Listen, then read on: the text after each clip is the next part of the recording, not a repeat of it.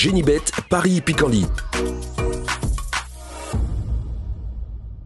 En ce moment, profitez de 250 € de bonus de bienvenue. Bonjour à toutes et bienvenue sur canalturf.com pour parler du programme de ce vendredi 23 mai. Le Quintet aura pour cadre l'hippodrome de Paris-Vincennes. Nous l'évoquerons dans la première partie de l'émission. Et dans la deuxième, j'aurai des coups de cœur et des informations à vous indiquer, tout en sachant que les interviews sont disponibles gratuitement sur canalturf.com. Je vous invite également à liker ce programme, le partager via nos supports sociaux.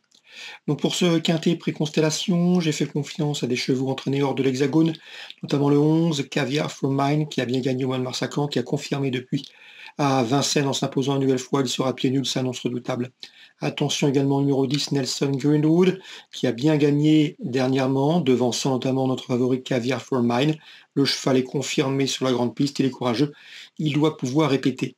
Numéro 4, Express Dark mérite également crédit. Il monte en puissance après avoir eu un break.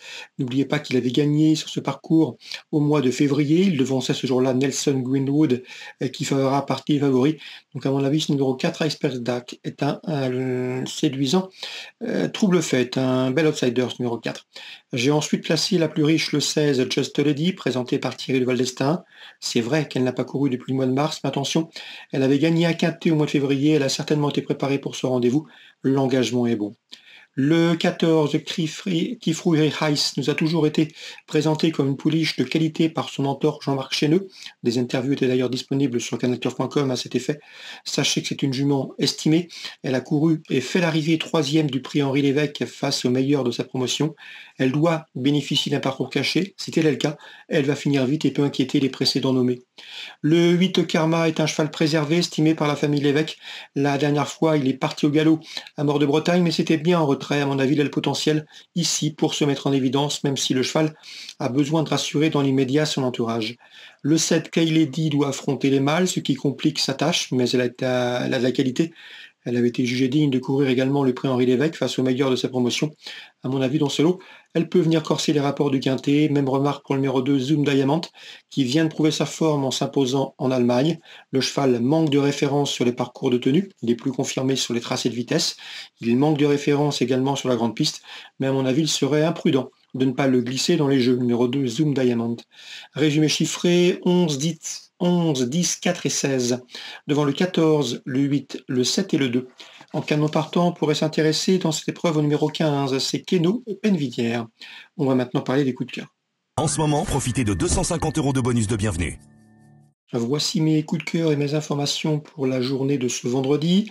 On va commencer par Vincennes, notamment la deuxième. Danny Brewer nous a toujours parlé avec le plus grand estime de 114, Feudal d'Eglidaï, qui a déjà fait l'arrivée sur notre sol à Bellecote. Feudal d'Eglidaï qui est au mieux et qui a, d'après son mentor, les moyens de faire l'arrivée de cette course. Pourquoi pas un podium à Bellecote. Il convient toutefois de lui opposer le numéro 9, Loverman, qui lors de ses 6 derniers parcours n'est jamais sorti des 3 premiers. Rien ne s'oppose à une confirmation de sa part. Et numéro 13 également dans cette épreuve. Love Letter, qui est une bonne pouliche, elle a prouvé à maintes reprises, elle monte en puissance et mérite crédit. 209, 13 et 14 dans l'ordre du programme. Concernant la suivante, la troisième, j'aime beaucoup le 312 Easy Boy de Cinglé, un cheval qui a toujours été estimé par son mentor Pascal Montulé.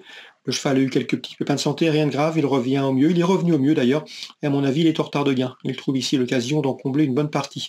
Le 312 Easy Boy de Cinglé, première chance à mes yeux, il peut s'imposer. Numéro 13, dans cette épreuve, conduira à l'opposition, c'est Iguane de Caponnet. Il a manqué sa course de rentrée à Lens, mais à mon avis, il mérite amplement d'être racheté. 312, 313. On arrive au prix Jean Rio, une des belles épreuves de la soirée, une épreuve de groupe. Dans cette épreuve, difficile d'aller contre le 507, à savoir In Excess Bleu, qui brigue ici une 8e victoire de rang. Il en a le potentiel, c'est un cheval qui est en constant progrès et qui s'est ici parmi les meilleurs chevaudages dans l'Hexagone. On peut le poser numéro 4, Inno de Lupin, qui peut se targuer de l'avoir battu, notamment dans le prix de Langloc cet hiver à Vincennes. Attention également au numéro 5 dans cette épreuve, FaceTime, récent dauphin de In Excess Bleu dans le prix Kerjak, mais également au numéro 8, Gaspard d'Angy, qui lui avait été le dauphin de In Excess Bleu à l'occasion de sa prestation dans le prix du Bois de Vincennes. Donc en chiffres pour la 5e, 507 Inexcess Bleu, le cheval à battre. L'opposition 4, 5 et 8.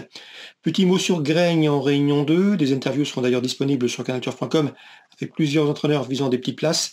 J'aime beaucoup le 302 Loyaliste présenté par James Le Bouteiller. Le cheval est en forme, il a de la qualité, l'engagement est bon, il a un bon numéro derrière l'Autostar. Bref, ici, dans ce lot, il mérite crédit. C'est le 302 Loyaliste. Et concernant Saint-Cloud en réunion 4, j'aime beaucoup le 205 Self Control, laquelle pour ses débuts en compétition a tracé une plaisante fin de course, tout en se montrant un peu verte dans le parcours. Mais sa fin de course était séduisante sur les programmes de Chantilly dernièrement.